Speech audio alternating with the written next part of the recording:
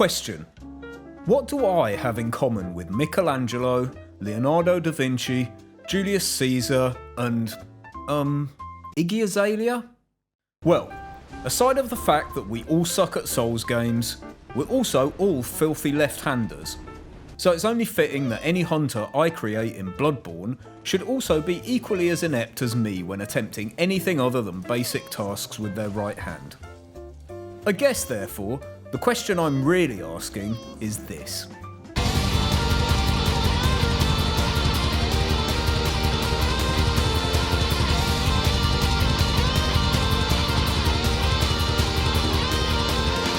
Can you beat Bloodborne with left-hand weapons only? First up, I just want to clarify, this isn't a gun-only run. With that said, the rules I set myself are simple. I can't do any damage with my right hand. So that means no right-hand weapons, no viscerals, and no consumables that do damage like Molotovs. Things like cocktails or bone marrow ash are fine, and I'm allowing myself oil urns even though they technically do a tiny bit of damage when thrown. I would be doing all main game and DLC bosses, as well as a full playthrough of the chalices to reach and kill the final boss. This would be a legit run, no glitches or crazy skips, just one little lefty with a watering can and a dream. A hunter's dream.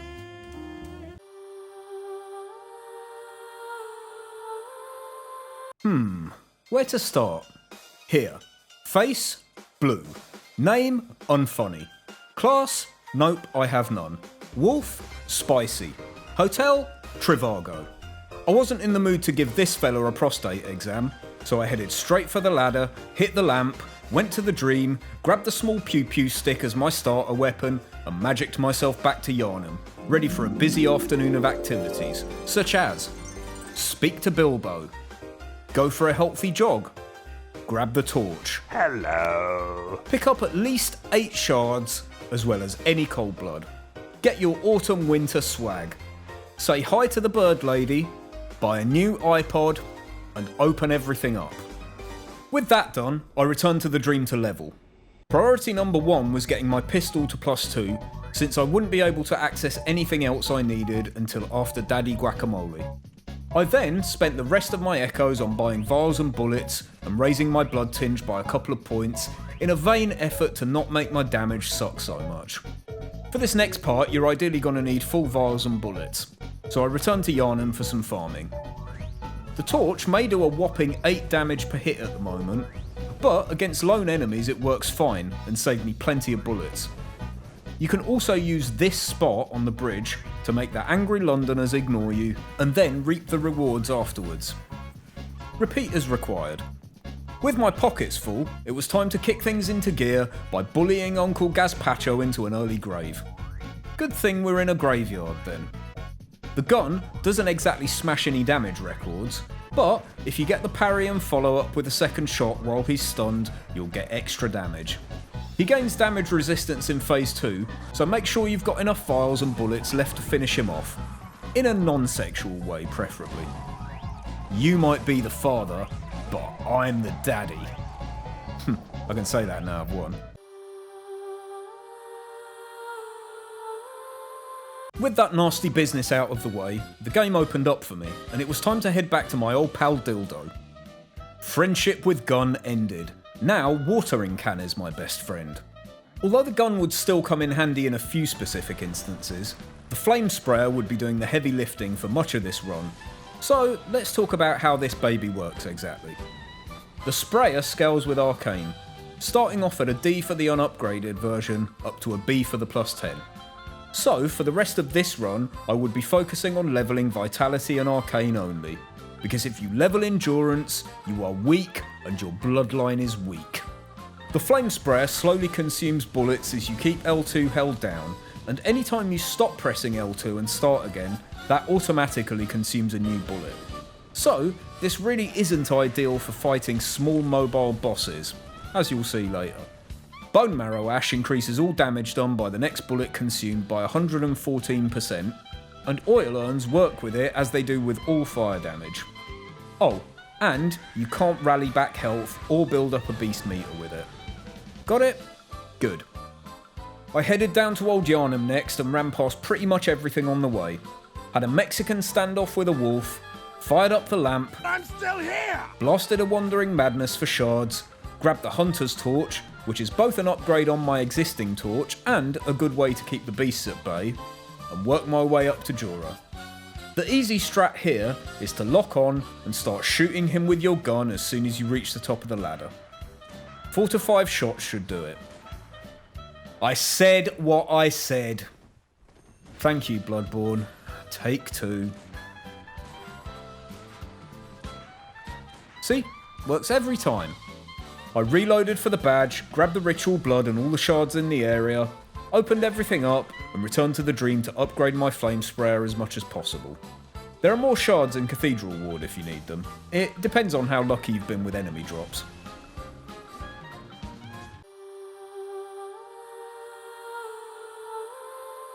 After some more Torchy Pokey and Yarnum for vials, it was time to get rid of Cleric Beast now that I had my new toy.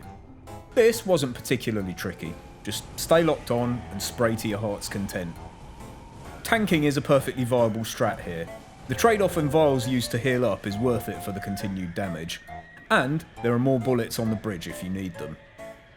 Cleric Beast died, I returned to the dream to wash off the stench of shame and burnt fur, spent my pennies on oil urns, farm more vials and bullets, and travelled back to Old Yarnum to casually no-hit BSB with the help of a cocktail or two. No sweat. Okay, I have a lot of stuff to cover off in this next section, so one sec, let me just read through my playthrough notes. Let's see, Hunter's Workshop, yep, get twin shards, down to Old Workshop, open up the ward, rescue Ariana, back to the dream, sell everything, pop echoes, level up torch and gun to clear out the dog area before Hemwick, get bone marrow ash. Look, you know what? I can't be bothered to write a script for that part. That'll do. I worked my way through Hemwick, picking up more bone marrow ash and all the shards available. No need to waste bullets. The torch is effective here for reasons that my beautiful assistant will now explain to you. This absolute cutie pie kindly showed me a new shortcut back to the lamp. I cleared out the ladies by the boss room, rolled through the barrels to spawn in the Wandering Madness for shards, triggered the boss fight, and Hunters marked out. After getting my flame sprayer to +6, it was time to catch up with Russell Crowe, so I walked down to the Tomb of Odin to watch the fireworks unfold. I didn't want to risk aggroing Eileen with the flame sprayer here, so I let her do all the donkey work, while I occasionally tried to feel useful by drawing Henrik's attention with a cheeky torch prod or two. GG Eileen, you couldn't have done it without me. I spent all of my insight on buying Henrik's gear and various other trinkets, returned to Hemwick and prepared to burn the witch. Pro tip, the witches always start out in the same positions, with the first one always to the left of the fog door. 0 insight means no extra ads, so bone marrow ash your shit up and let rip. You're more likely to die from stubbing your toe than you are here, let's be honest. 2 dead witches later, and I was ready to take on a proper boss again.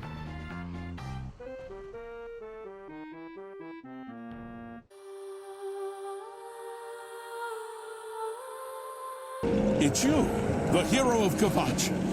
Most large beast bosses are weak to fire, and Amelia is no different. So with oil urns and bone marrow ash you can make quick work of her. As with Cleric Beast, there are instances where tanking is a viable trade-off, and focusing on certain body parts to get the stagger will also guarantee you some extra damage. One frazzled furry later, I spied on the boys, grabbed the eye of the blood-drunk hunter, ran through the first section of the DLC to swipe a few free cold ones, and it was time to hit the trees. 420, blaze it, etc, etc. After grabbing all the shards on the way to the first shortcut, it was time to detour to the clinic to grab the Canehurst summons and the +3 communion room. Why so blue, Yosefka? And then I was off to Castle Painhurst to tickle some gargoyle bellies with my torch and strip the place clean of chunks and other good items. The old man can definitely wait until later though. I had what I came for, so I went back to the woods to open up the route to the shadows and pick up the clockwise metamorphosis and anti-clockwise metamorphosis runes Because imagine just calling them something simple like health and stamina runes. I returned to the dream to set up, and I was ready for the first actually challenging part of the run. Remember how I said earlier that the flame sprayer isn't ideal against small mobile bosses? This really isn't ideal for fighting small mobile bosses. Well, guess what? It's definitely not ideal against 3 of them at once. My usual strats for this fight just weren't going to work, particularly since I tend to fight the shadows unlocked, and the flame sprayer is much easier to use when locked on. And the fact that they move around and attack so much means you won't be able to apply sustained pressure with the flame sprayer. Translation: you're gonna need a hell of a lot of blood bullets, so try not to get hit too much, yeah? Simple.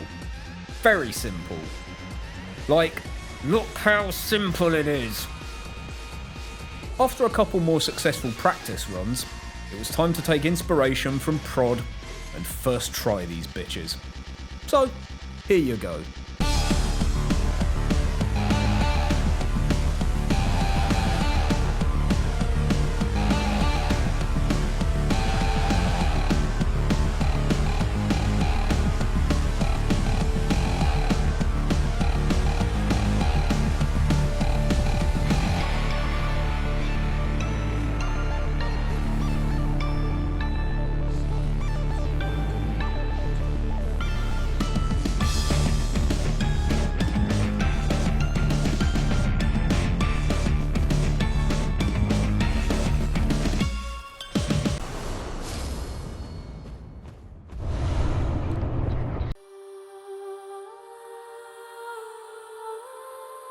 The shadows had been sent back to the Shadow Realm, and I had sprinted through Bergenworth to open up the shortcut. So, it was time to reward myself with a delicious goblet of for. You all know this one. As long as you have the Thumaru Chalice from BSB and are online, just search for this glyph, walk forward from the lamp, look left, and wait for the gods to shower you with money.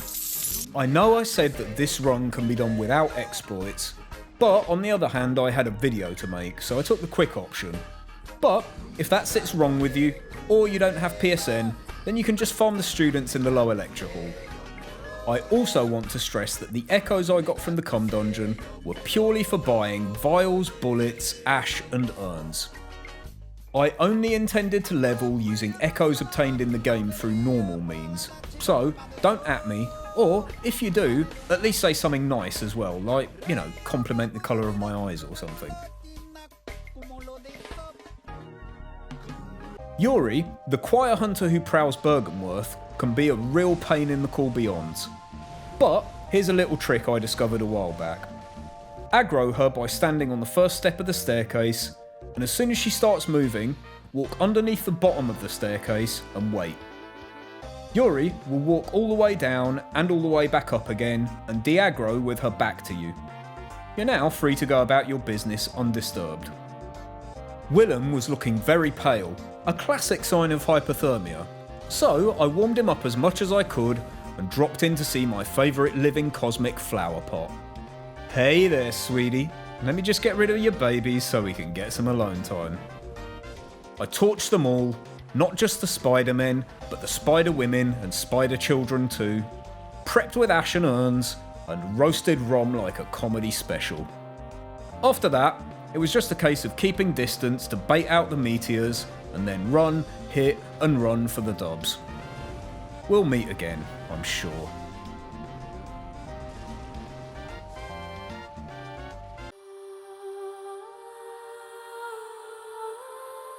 After some well-deserved levels, I was off to YAHAR Ghoul for the usual fun times.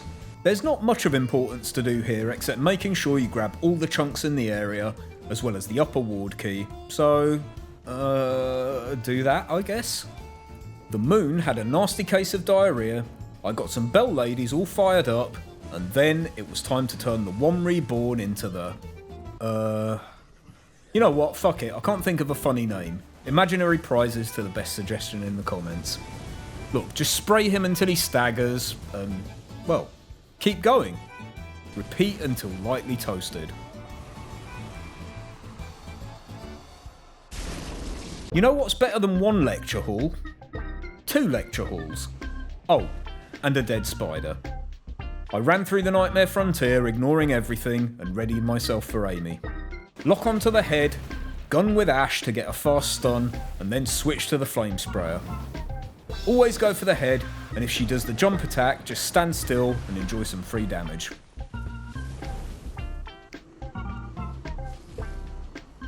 More running, because it was cardio day after all, and blue elixir really helps for this area, particularly getting through this section without getting splattered across the elevator. Mikolash could wait for now. Not for any particular reason, he's just a dickhead. So, I headed to the upper cathedral ward instead for some spoopy time.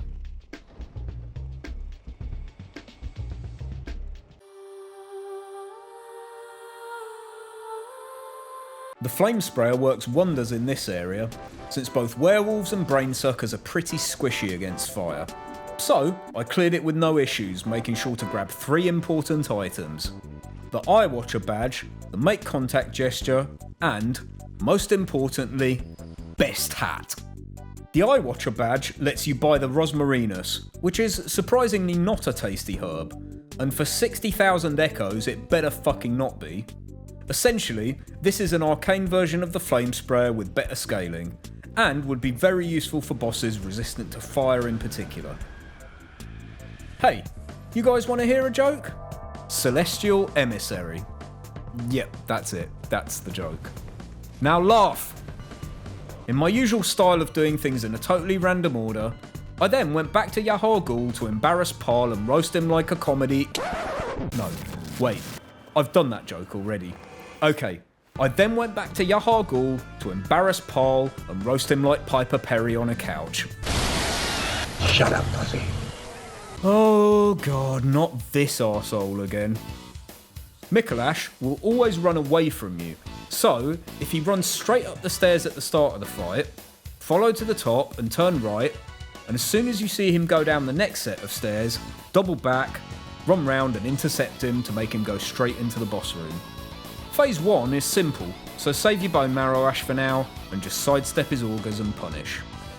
For phase 2, wait until he's here and then just bone marrow ash your pistol and kill him till he's dead. Because fuck phase 2. Time to make that brain. A fairly safe way of judging this elevator jump consistently is to make sure your camera's level with your character as you go down.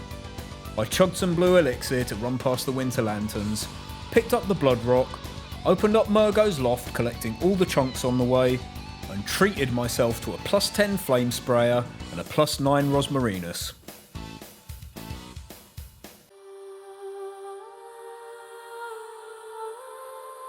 Okay, let's get the main game out of the way so we can move on to the juicy stuff. Ebby wanted to dance, so we danced, which was going fine until she stumbled and stepped on my toes. I figured the music was wrong, so I asked the DJ to put on something more lively, and we went again.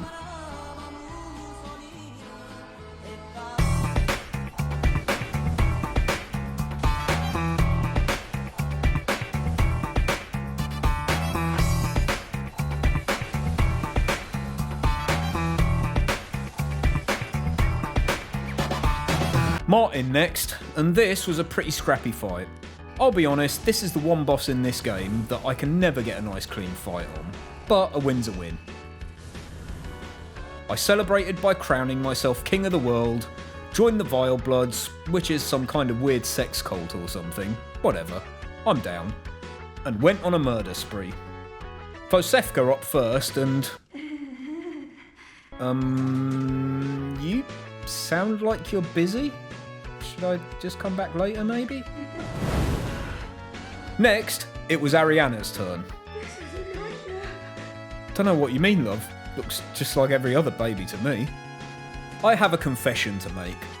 I am not proud of this, but sometimes man's hubris can be his downfall. You see, it's like this. I died to the wet nurse. I know, I'm ashamed. Instead of doing what I always do during the nightmare phase and run like my life depends on it, because, you know, it does, I got cocky and tasted the sharp end of a blade. Jesus Christ on a skateboard. Who the fuck dies to wet nurse? I am never playing this game again. 12 seconds later.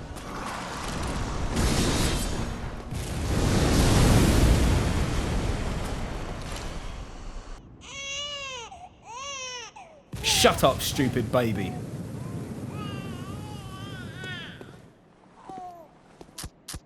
God damn it.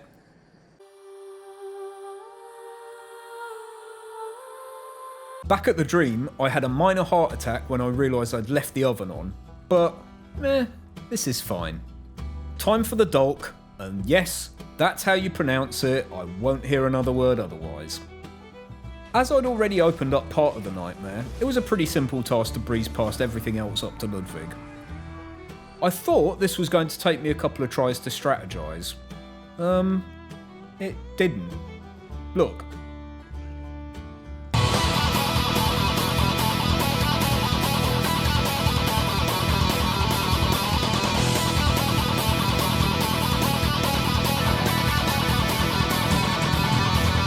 First try. Easy claps.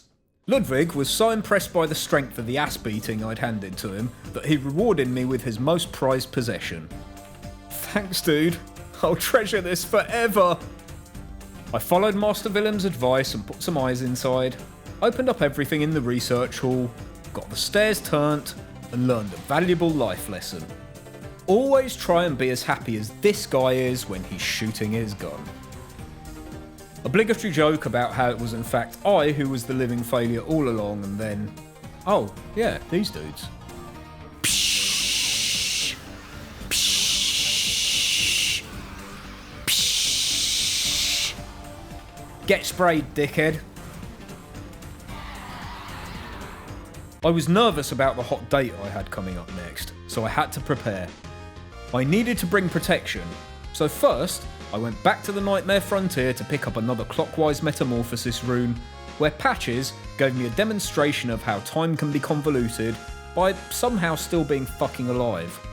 Next, I delved into the first Fumaru story chalice, where I fought a number of exciting and stimulating bosses like... this guy. And... those blokes. I only really wanted the root chalice for now. But I figured I'd be back anyway, so I went and sprayed the big hot dog for fleas first, just to get it out of the way. Now, once again, I know I said no exploits, but if you've watched any of my other videos, you'll know I like to break my own rules, and anyway, this is totally optional. I'm just being a pussy. With the root chalice, you can put in this glyph to find the top tier clockwise metamorphosis rune in the layer 1 pre-boss bonus area. Oh god, that was a mouthful. Enjoy the welcoming committee.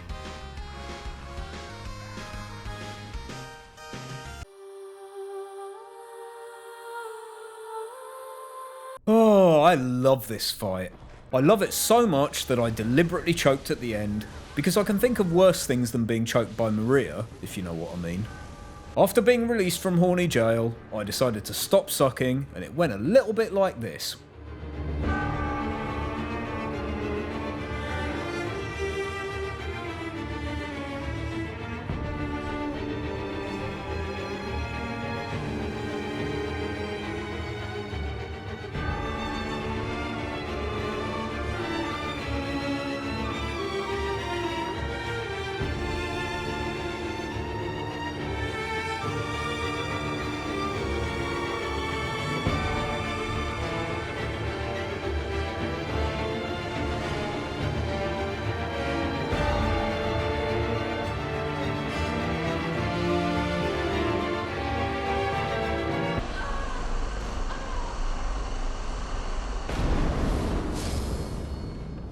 I raised up the dial, the window gods bowed down before my superiority, and it was time for some fried fish. Then I prepared myself to fight a shark. Just kidding. And worked my way through to the fishing hut, where Simon was simply dying to give me all his shit. Cheers, mate. I'll, see you around then? Yeah? Cool. Fuck Brador. All my homies hate Brador. I cleared out the remainder of the hamlet, making sure to pick up the blood rock, and then took a trip back to the dream to prep myself and shower off the stink of rotting fish guts and shark poop, because I had to look my best for, well, you know who's next.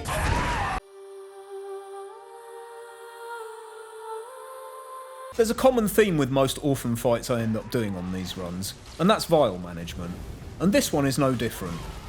Orphan is so fast and skittish that there aren't many opportunities to apply sustained pressure with the flame sprayer, so I was chewing through blood bullets like a rat with a cable.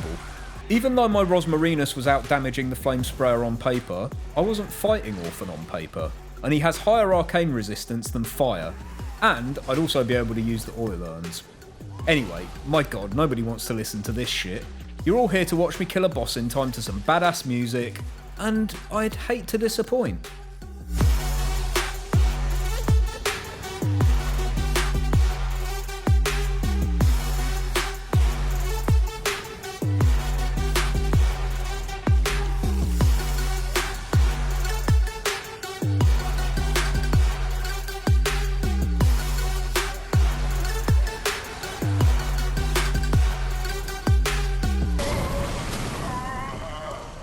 I fully expected Spicy Loza to be just as fun and challenging.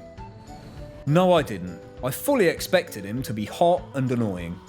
The reality, however, is that he's such a big slow target you have some pretty big windows to apply continuous damage to him. And even though this was scrappy as hell because I'd only gotten out of bed like 5 minutes before fighting him, it was still pretty damn easy. Just spray him till it hurts in phases 1 and 2 while trying not to get pounded in the not fun way, and then dance around in his small arm armpit in phase 3 for the win.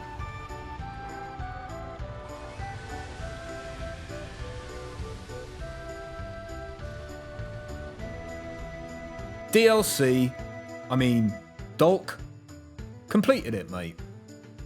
So, is this where the real Bloodborne begins?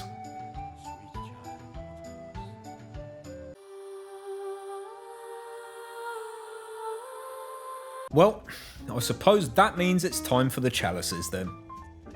I'll be clearing all the story chalice content actually required in order to reach the Queen without using any save edited glyphs for skips or materials. But I won't be doing any unnecessary ones like Is or, the other one nobody does. I'm not going to point out where everything is except for the really important stuff. All I'll say is, if you're doing this, then explore and loot everything to make sure you have enough ritual materials and kill as much as possible, because the echo drops in the later chalices are pretty damn juicy. With all that said, sit back, drink some Baileys from a shoe and enjoy.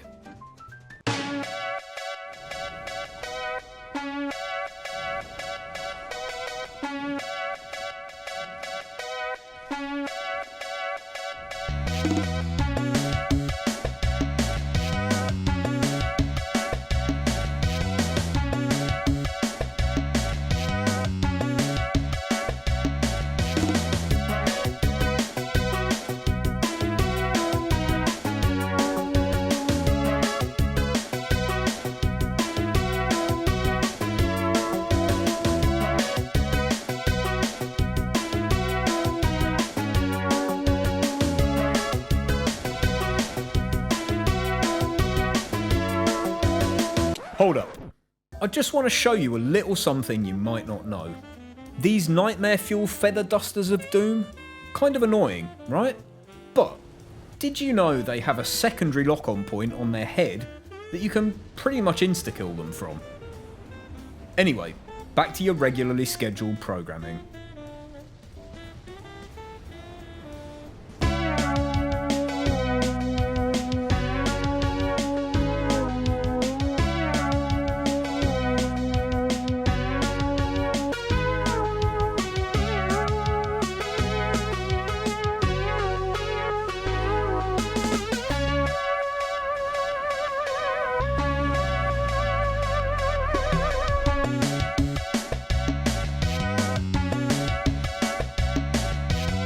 Uh-oh.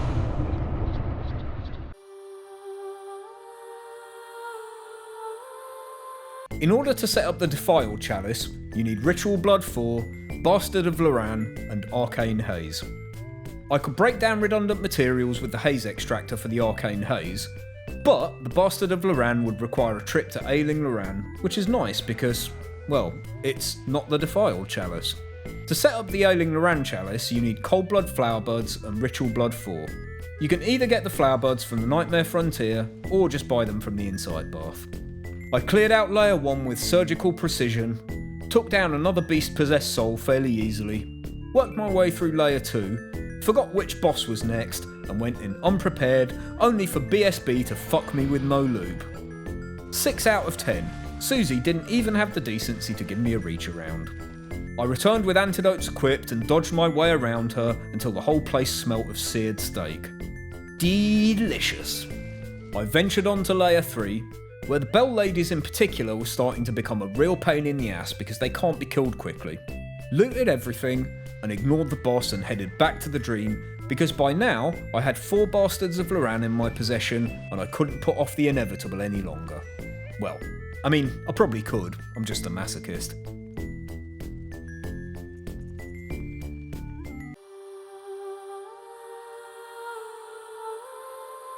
Welcome to Funtown. Everything in here is becoming pretty hard to take down fast now, so play the patient game or you'll die a lot here. Keeper of the Edgelords up first, and this wasn't hugely tricky. Taking hits in here probably means death anyway, so vial management shouldn't really be an issue if you stay alive. Which I failed to do the first time.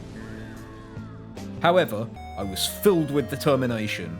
So, I came back and patiently picked my windows while dodging more than old Dodger McDodge, the dodgiest guy in Dodgetown. Nobody cares about the support act, I was here for the headliners. So it was down to Layer 2 to fight Guy Fieri's shirt. And this is where things got tricky. My normal strat against the Watchdog would be to dodge and punish his flanks with a serrated weapon to get the staggers, which can make fairly easy work of this fight as long as you know all his tells. Sadly, as I'm not legally allowed within 50 feet of a right-hand weapon for my own safety, I had to rely on the Rosmarinus, which at first glance seemed to do piss poor damage. This was starting to get annoying.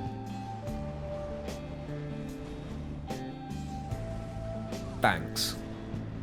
Then I figured it out. The trick here is that during certain attacks he's more vulnerable and will take more damage from the Rosmarinus, so you just have to bait those ones out and apply bug spray.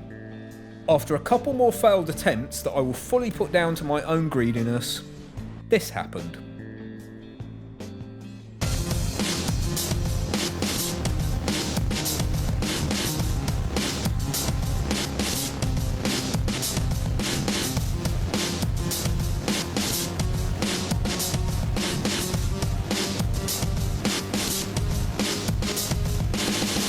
Another first try. Sweet.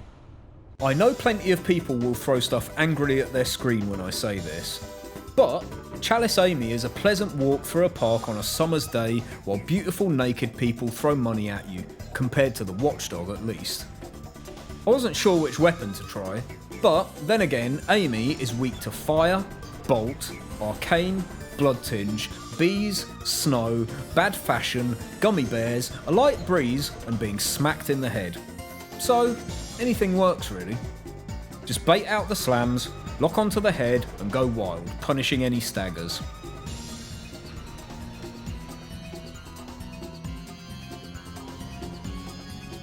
This would have been an easy first try if Amy hadn't squashed me like a bug when I had the nerve to move 1,000th of a centimetre after a jump. Second time's the charm though, and I was done in this shithole.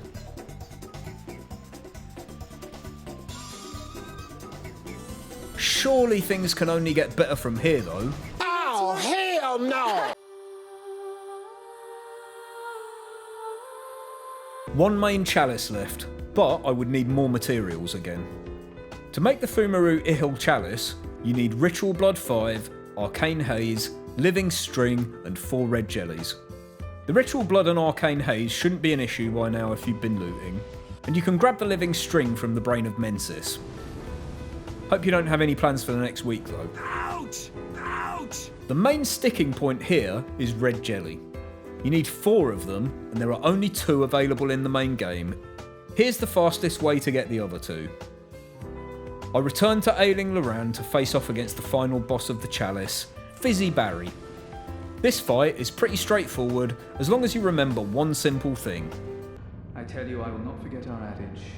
To the left, to the left.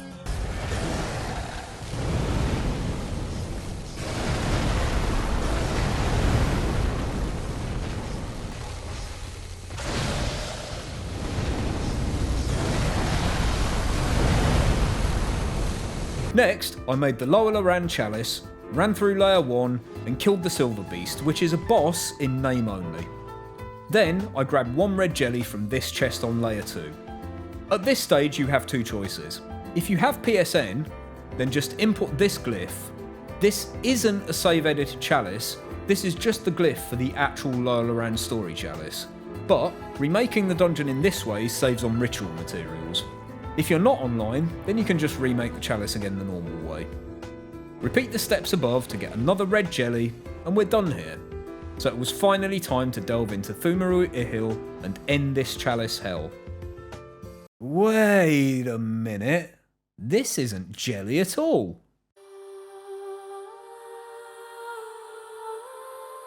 What do this thing, this guy, and these dudes have in common? None of them are the worst boss fight FromSoft have ever made. Because, and hear me out here, this one is. Not only is this guy an annoying prick to fight at the best of times, but whoever decided to put him in a narrow room full of pillars that constantly break your line of sight and lock on, and also thought it would be fine to let the Descendant completely ignore the aforementioned pillars in order to demolish you from beyond the shadows, deserves to be kicked down a hole by Patches. Seriously, fuck this fight. Despite the Descendant being weak to arcane, the Rosmarinus still does less damage than the average sneeze, and this, combined with the fact his sheer relentlessness means you'll only ever have the tiniest windows to attack and will absolutely race through bullets, makes this an absolute shit show. I experimented with various strats. None of them were particularly good. If I told you I died 23 times to this jumping arseface, then I'd be lying. It was actually 24. And holy shit, I have no idea how I actually beat him in the end. So, sorry, can't give you a strat. Never again. Layer 2 was a welcome relief. Headless BSB is another example of a big slow beast boss that's practically a walking firelighter. And taking him down was just a matter of facing the right direction and pressing the left trigger. Let's face it, we all know who the real boss of this fight is. And so it came to pass that after much blood, fire, and magic spray, I had finally reached the end boss of the Chalices, the Pthumerian Queen. Which of course would be easy, because she's not a hard boss, right? Right? Of course she is. How utterly stupid of me to expect otherwise. 1. She has a shit ton of health. 2. Her crying baby mechanic makes persistent attacking unviable. 3. Although she isn't resistant to either arcane or fire, you'd never fucking know it. Even with oil urns and ash, the damage I was doing was absolute trash. And on the attempts where I did make it to the later stages of the fight, I was running out of vials well before the end. I therefore came to a decision. Fuck the flame sprayer. Fuck the Rosmarinus. I would unleash the hidden power of the mighty Hunter's Torch. No, seriously. One poke with the torch at 70 arcane does 161 damage, and as long as I picked my windows sensibly, I could get in 2 jabs at a time for 322 damage, which isn't the worst. Here's the strats then. In phase 1, just stay away and avoid her blood attacks, and as soon as she stops the attack, run in, hit twice, and back off immediately. If you're stood near the queen when the second baby cry ends, you'll get grabbed, so always listen for the crying. Once the clones spawn, torch them and switch back to Mammy. After a while, she'll take a break from clone spawning, and that's when you can go ham with the sprayer and ash, switching back to the torch once the clones return. I'd love to show you the full fight, but it was 23 minutes long. So here's the highlights, neatly bundled up into one musical montage of joy.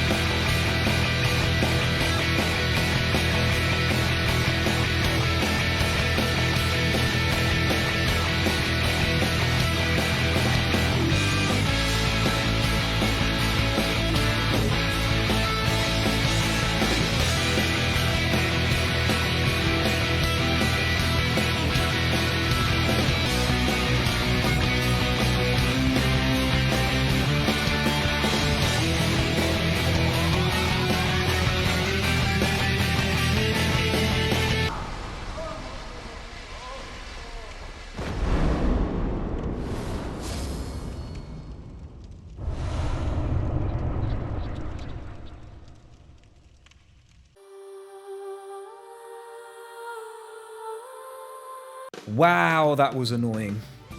Good thing I got this utterly useless petrified fetus for my troubles though. My long journey was finally coming to a close, almost 30 hours later. But before I went to put an old man back into his wheelchair, I had some final business to attend to.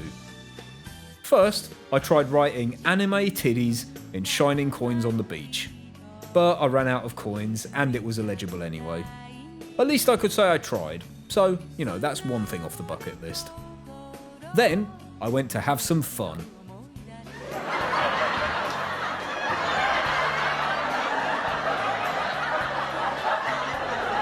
Fucker. With my stress relieved, I returned to the dream, where Gurman tried to offer me the coward's way out. But despite the fact I actually am a massive coward, I still took offence to this and sprayed him into next week for his arrogance. Rude. This made the moon fairy horny, so she tried to give me a kiss. Good thing I hadn't brushed my teeth. Well, probably ever. More spraying ensued, the moon presence turned into the moon absence, and it was over. I had beaten Bloodborne with left-hand weapons only. I turned myself into a squid, Morty. I'm Squid Baron. Fuck, I hate that show.